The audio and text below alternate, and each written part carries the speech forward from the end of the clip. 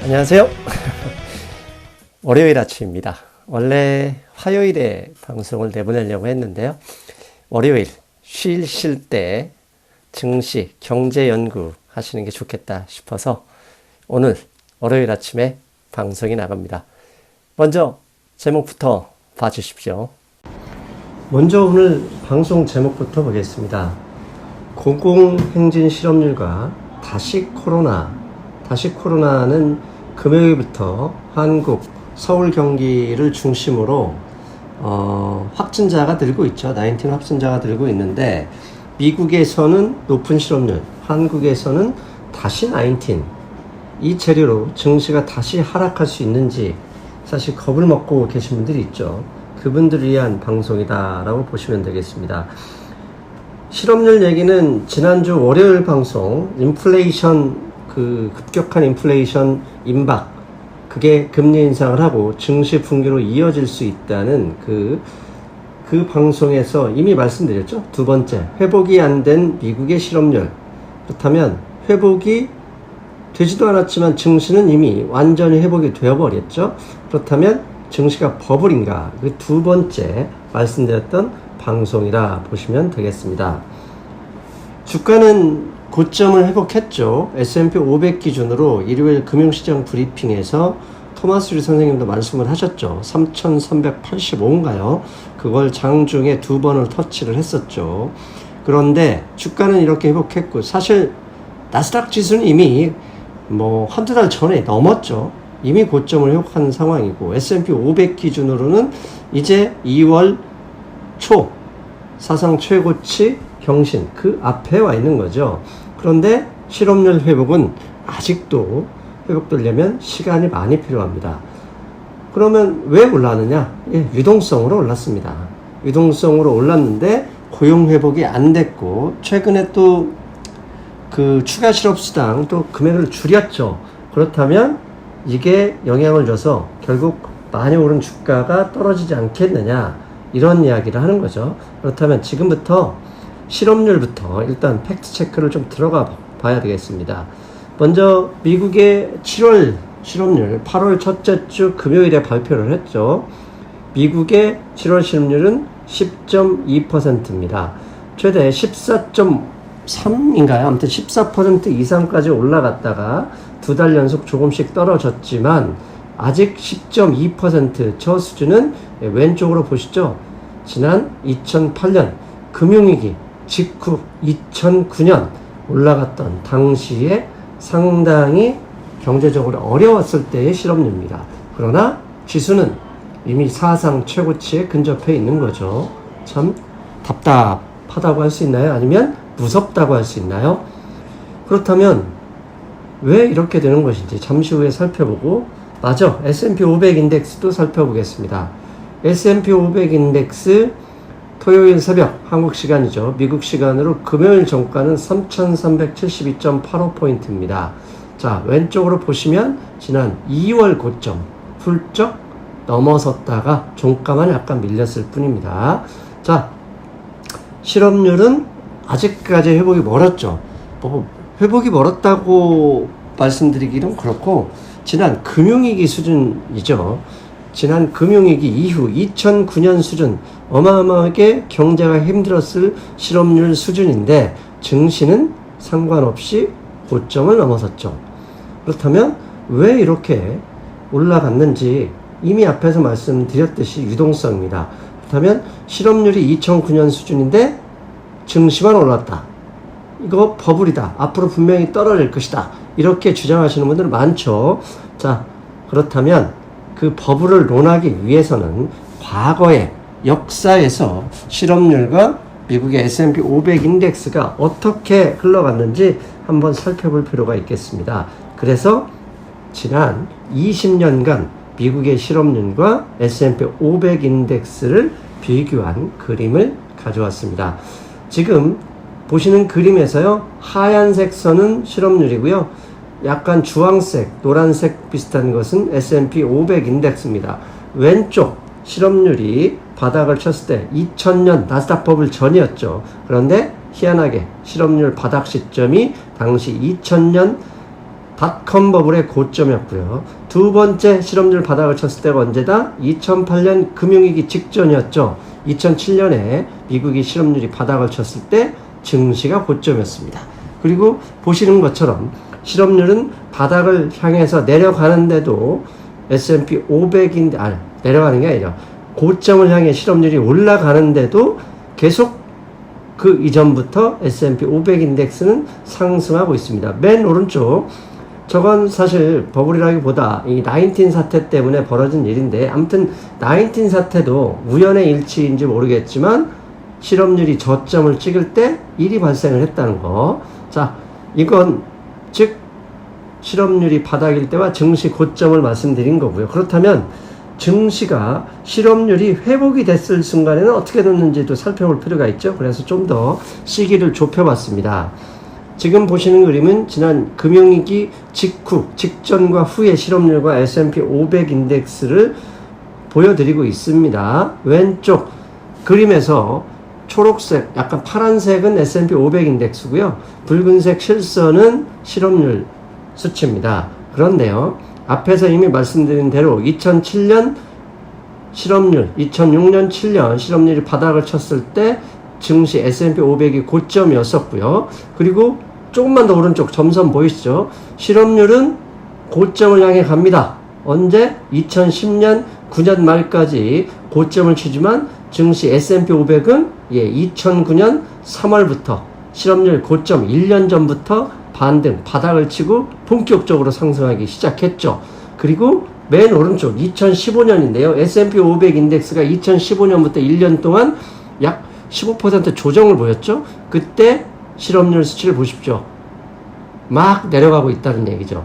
즉 앞에서 말씀드렸던 대로 지난 20년 미국 경제, 주가, 실업률 비교를 해보면 실업률이 회복이 됐을 때는 증시가 고점을 형성했고, 반대로 실업률이 막 올라가기, 즉 고용사정이 악화되는 일정 시점을 지나면 실업률은 올라갈지 몰라도 증시는 바닥을 찍고 본격적으로 상승했었다라고 말씀드릴 수 있습니다. 자, 이번에 실업률만 좀 보겠습니다. 지금 현재 보시는 그림은 2020년 1월부터 지난 7월까지 미국의 실업률 지표를 보여드리는데요. 실업률이 고점을 찍었을 때가 언제다? 5월 초입니다. 점선 보이시죠? 14.7%. 5월 첫 번째 주 금요일에 미국의 실업률이 발표됐죠. 그런데 저 실업률은 4월 실업률 지표죠. 4월의 고용 지표를 5월 첫 번째 주 금요일에 발표했으니까 14.7%는 결국 4월 달에 미국의 실업률이 고용 사정이 최악이었다, 이렇게 말하는 거죠. 그런데 이번 19 사태 이후에 증시가 언제 바닥을 찍었죠? 정확하게 3월 23일입니다. 그리고 실업률은 19 사태가 시작되기 전 4% 이하 3.5%, 3.5%를 회복하기까지는 아직도 시간이 멀었어요. 지난주에 발표한 7월에 미국의 실업률이 10.2%였다는 것을 감안하면 이미 위기 전 3.5%까지는 아직도 2배 가까운 높은 수치에 있지만 증시는 계속 올라가고 있었던 거죠. 그런데 이번에만 그랬던 게 아니라 지난 20년 그리고 바로 앞선 금융위기 때도 그런 흐름을 보였었던 거죠. 그래서 이렇게 말씀드릴 수 있습니다. 경제 역사, 과거의 흐름을 보면 결국 실업률이 고점을 그러니까 뭐라고 하죠? 실업률이 고점을 찍기 전에 본격적으로 증시가 상승을 하기 시작하고, 반대로 바닥을 친다. 실업률이 저점을 찍을 때 증시가 고점이었다. 자, 잘 기억하세요. 실업률이 고점, 고용사정이 최악이기 전부터 이미 증시는 상승을 했고, 앞에서 보여드렸잖아요. 실업률이 바닥을 쳤을 때, 즉 고용사정이 완전히 좋아졌을 때는 항상 증시가 고점을 찍었다는 얘기. 웃기죠? 우리가 상식적으로 생각하면 실업률이 고점을 찍으면 증시가 폭락해야 되는데 그러지 않았어요. 실업률이 고점을 찍기 전부터 본격적으로 증시는 올라갔고, 실업률이 바닥, 경기가 정점일 때 주가는 고점을 찍었다는 겁니다. 그렇다면 왜 증시와 실업률은 이렇게 시간차를 두고 말도 안 되는 일이 벌어지는 것일까? 예, 그건 어쩌면 상식 때문에 그럴 수도 있습니다. 상식이 무슨 얘기냐? 자, 여러분이 회사를 경영하는 CEO라고 제가 한번 가정을 하겠습니다. 자, 2월달 코로나가 갑자기 발생하고 여러분들 한국 사람이고 저도 한국 사람이니까 한국의 커다란 식당을 경영하는 경영자라고 그냥 가정을 하겠습니다. 지난 1월 말부터긴 하지만 2월에 갑자기 신천지 사태가 벌어지면서 코로나가 막 퍼지기 시작했고 락다운 비슷한 게 있었죠. 자, 코로나 19 사태가 발생하자마자 매출이 급감합니다. 2월달, 3월달 급감했죠. 그런데 여러분, 직원을 급감하자마자 동시에 해고하지 않았습니다. 왜? 이러다 말겠지, 조만간 끝날 거야 라고 긍정적으로 생각을 하죠. 그러다가 한 달, 2달 정도 버티다가 안 되겠다, 나가 이러다가 다 나가겠다 하면서 직원들을 내보내기 시작합니다. 그 한 달, 2달 버틸 때 여러분 저축을 깼고요, 빚을 냈습니다. 그리고 나서 이제 요즘 매출이 정상적으로 좀 복귀할 것 같습니다. 정상적으로 복귀한다고 여러분 바로 직원을 뽑지 않죠. 언제 직원을 뽑습니까?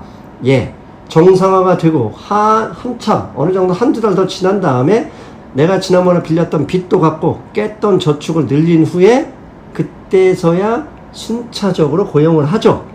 그런데 순차적으로 고용하면서도 고용을 100%다 늘리지 않습니다.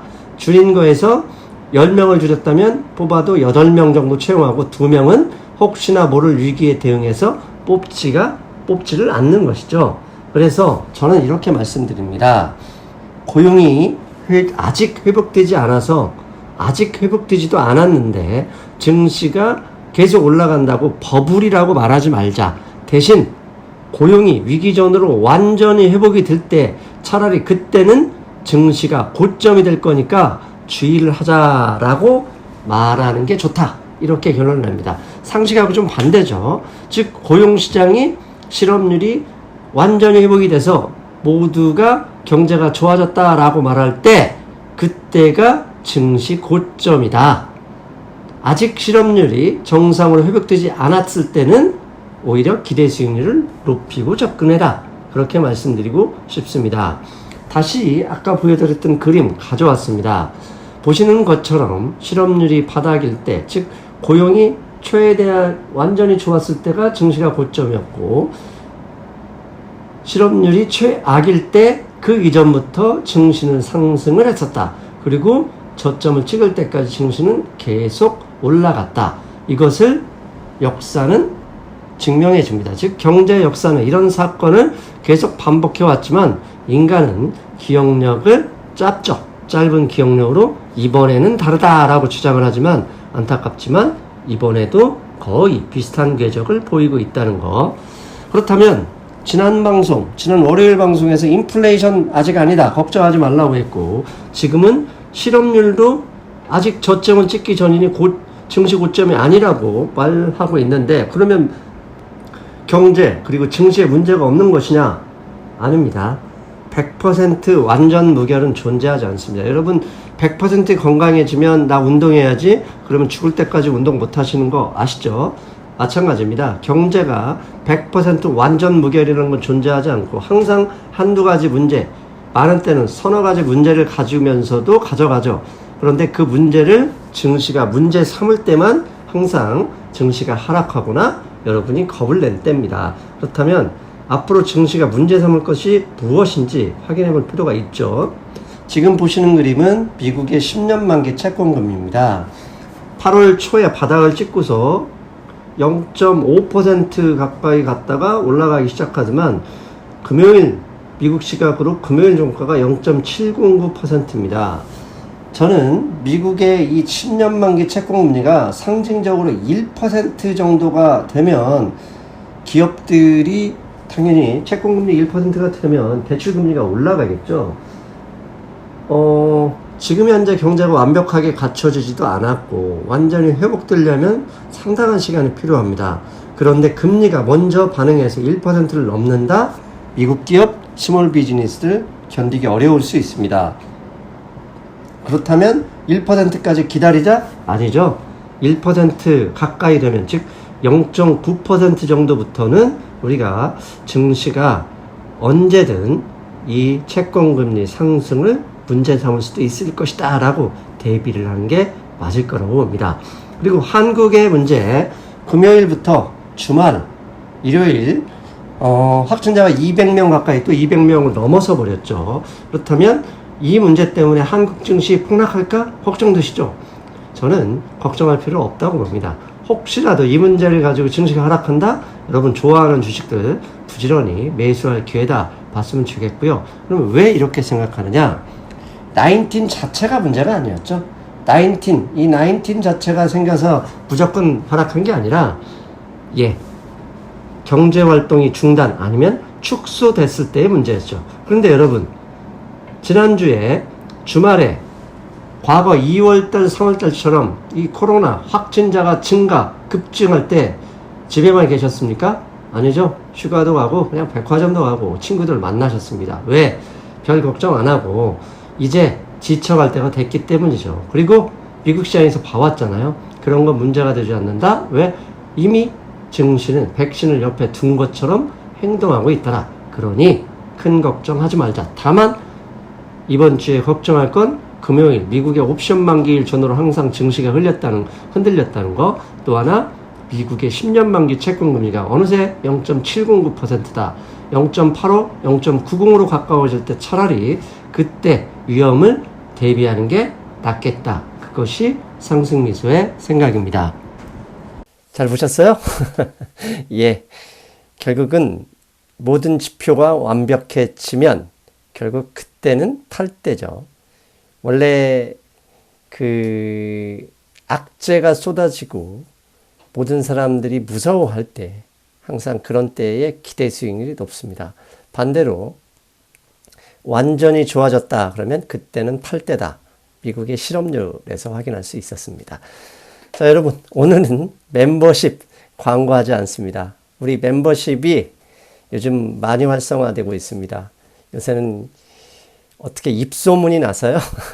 많은 분들이 오시는데, 처음에는 힘들고 외로울 때 서로 손잡고 버티는 멤버십이었다면, 지금은 종목 발굴, 그 다음에 경제 분석, 거기에 매매 기법까지 어쩌면 여러분들을 고수는 그렇고요, 친수익파를 만드는 그런 게시판, 그런 멤버십이 되고 있습니다. 궁금하신 분들은 결국 이것도 방송 광고가 됐네요. 아무튼 그렇습니다. 저는 아마 목요일 좀 뵐 수 있을 것 같습니다. 여러분 안녕.